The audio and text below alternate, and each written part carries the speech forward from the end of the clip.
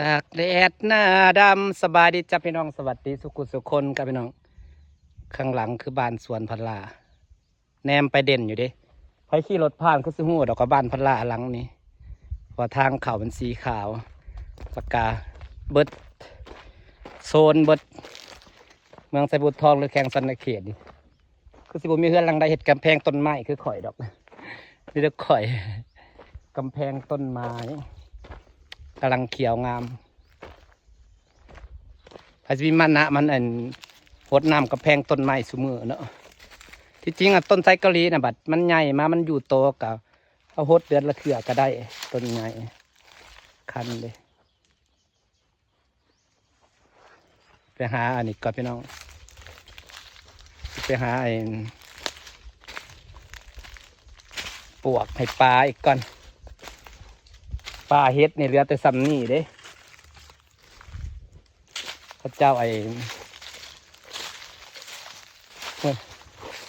หัวน้อยน้ำมาปวกฟังหัวเจ้าดุดแปลนนะเพื่อนหรือว่าจะไปหาบอกเขาจะดุดแปลนบอกเขาเจ้ากระดุดมันกระแปลนโดยเป็นสิเห็นนี่บ่เนาะลองไปย่างเบิ่งบ่บ่ขอปวก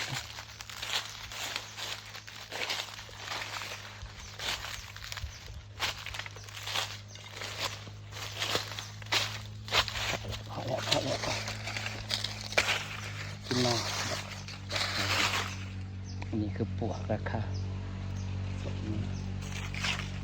เดี๋ยวบ่ได้เอาขาตั้งกล้องมาดอกมันเกะกะคือหลายอย่างขาตั้งกล้องขาตั้งกล้องไงจะเอาปวกเลยพี่น้องถ้าเบิ่งมันสิมากป่ะนี่ไงพี่น้องได้แล้วหัวนี้เกลือสำนีก็พอเลยนี่ทรงสิมากกี่ดอกเดี๋ยวเอาหัวปลวกไปเกลือกันนะคะเห็นปลวกมันสีขาวจนพูนอยู่ปะนี่คือปลวกที่เราจะไปเกลือปลานะคะลดต้นทุนพี่น้องพุ่นแหละบัดลงปลาเพิ่มพุ่นแหละกะสีเกลือหัวอาหารน้ำสลับหัวอาหารสลับห้ำสลับ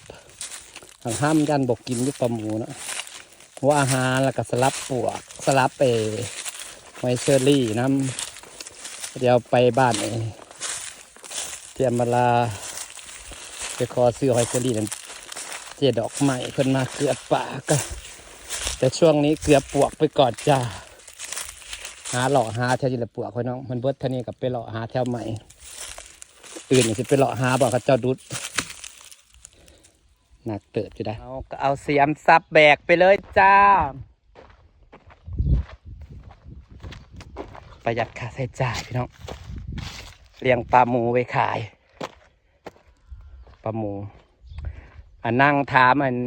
ไปหาเลาะถามเบิ่งปลาหมูอยู่เพจแต่แบบว่าฟาร์มอยู่ลาวนะโตละ15,000 กีบป๊อดแซดไปถามฟาร์มตัวเมื่อกี้นี่กะโตละ15,000 กีบแม่พันธุ์นะโตละ15,000 กีบเนาะ100 โตกะล้านหาป้าไปตะรวยแฮะเขาได้ขายบอกคือขายแพงเลยอยู่ไทยยังว่าตัวละ5 บาทพี่น้องใส่เบิงใส่เกาหลีเขากำลังเริ่มเขียวงามมันแพงต้นไม้เขากำลังเขียวงามผู้สุดเล่งนี่อันนี้คือบ้านพันลานะคะ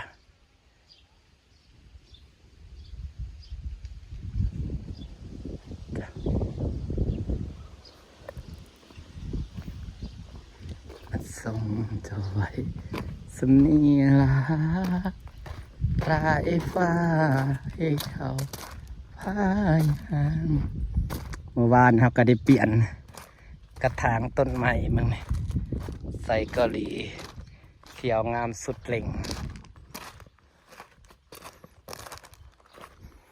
ตอนแรกว่าสิไปขายข้าวโพดอยู่ตลาดบันดงบ่ได้ไปแต่พี่น้องมันขายเบิดแล้วขายดีขนาดข้าวโพดถุงบักไง20 บาทเนาะนี่ไงเห็นว่าต้นไม้ที่เขาเปลี่ยนพี่น้องจ๋างามขนาดเราก็จะไปหนองปลาแล้วเราก็จะไปพันปวกให้ปลา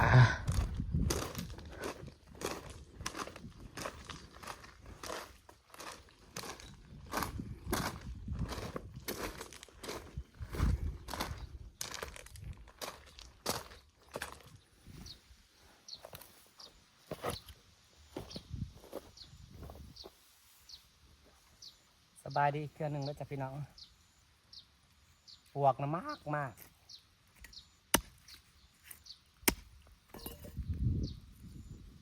โอ้พอประมาณ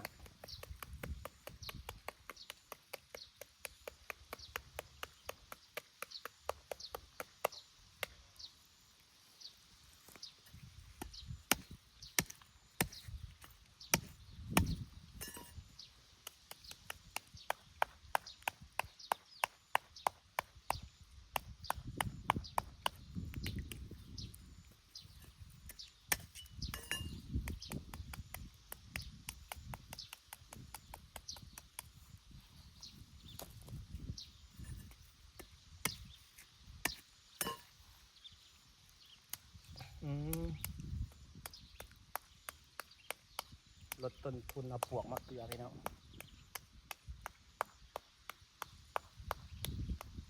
เริ่มเขามากินแล้ว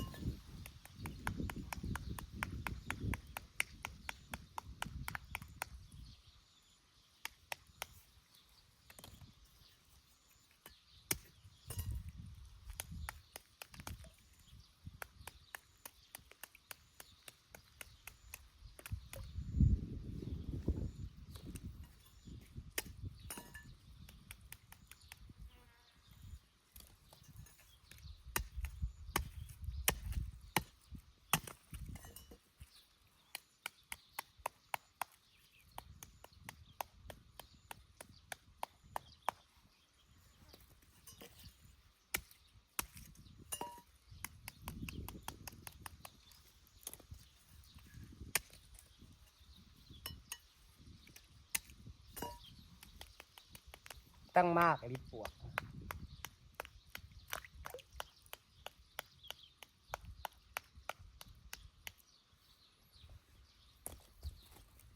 ก็ยังบดชิน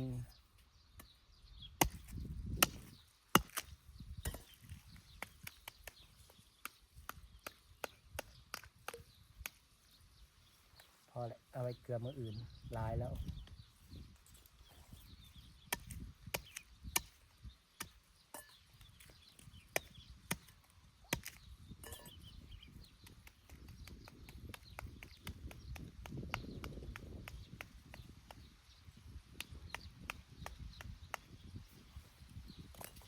เกลือบดลดอ๋อ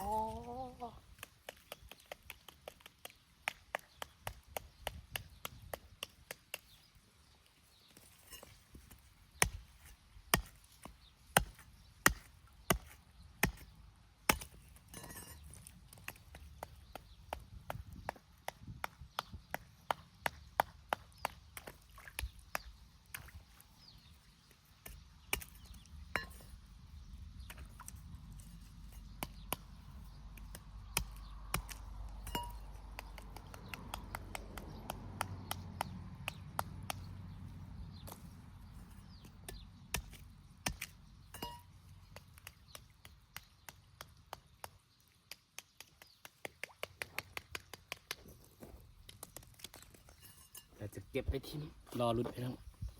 นางถามขึ้นมากิน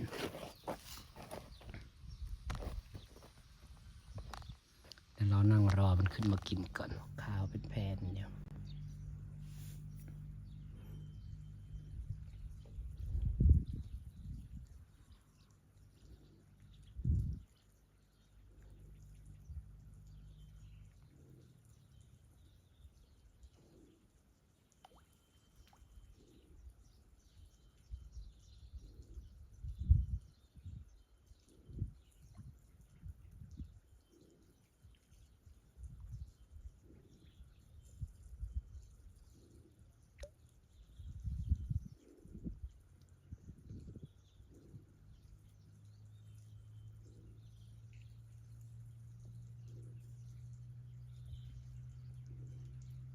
กำลังขึ้นมากิน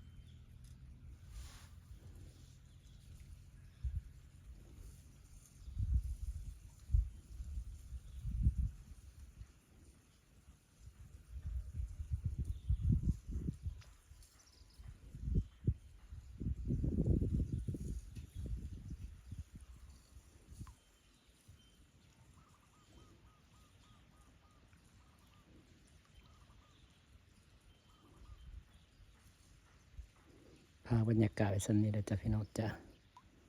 สบายดีเด้อ